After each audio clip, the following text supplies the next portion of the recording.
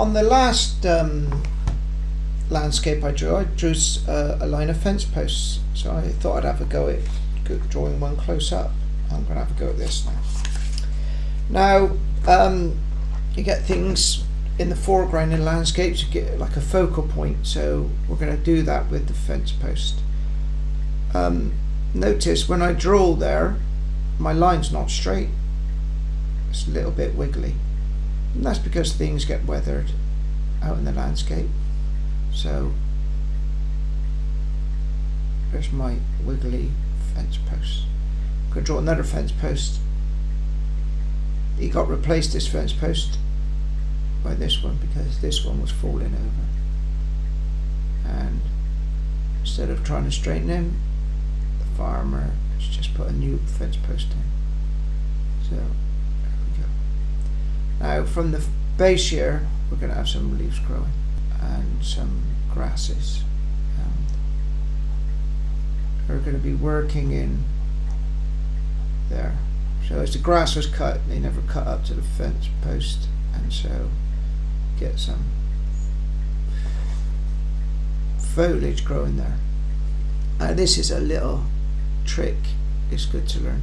There's a little knot there. I'm going to draw a piece of wood, so that goes around the knot, and then you get this little edge like this. In fact, when I was learning to draw, I needed to draw some wood, so I put a piece of wood down and I just drew the grain of the piece of wood to get good at doing it. Sometimes it gets closer there and then gets further away like that, and spaces out wherever the tree was growing.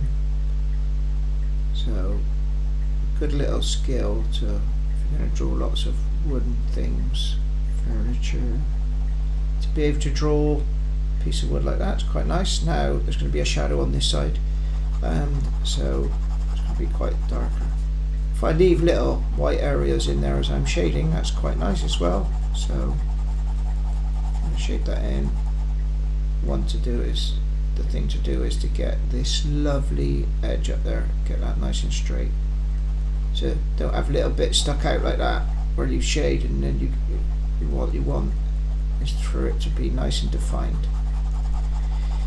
Even if it's knobbly and it comes out like that, that's okay.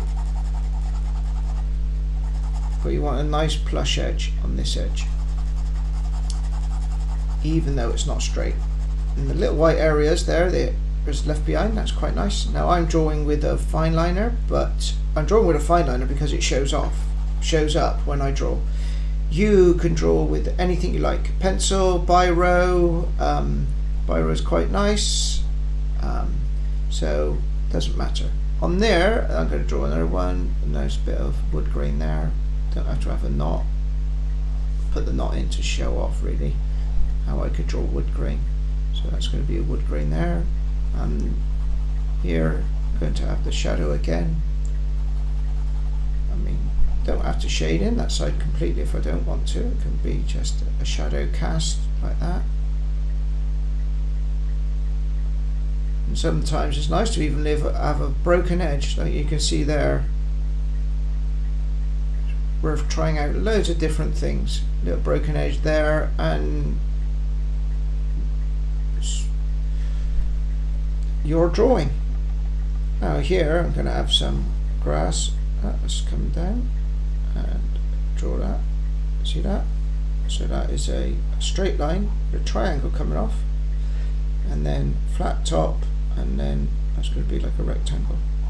So I have to draw a piece of grass bending over. To be really good at it, of course you need to do it thinner as it goes up. Draw grass all day long.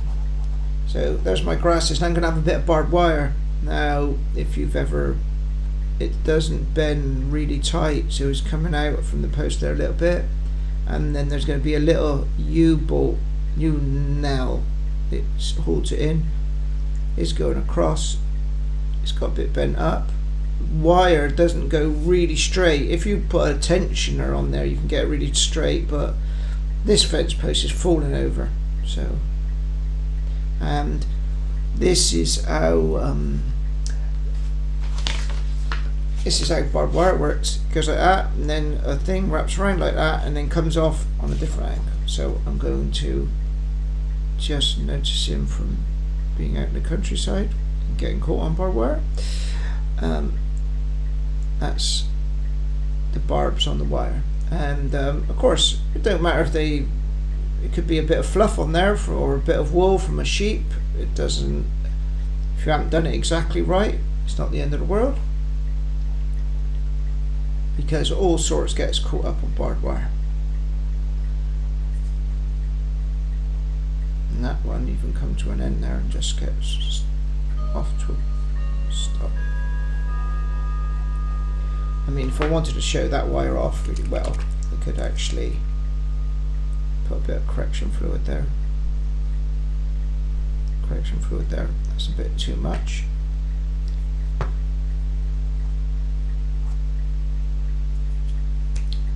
Got on my hands now.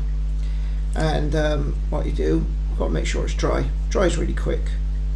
You can use white paint, so you get a little white line where it is the dark. So there.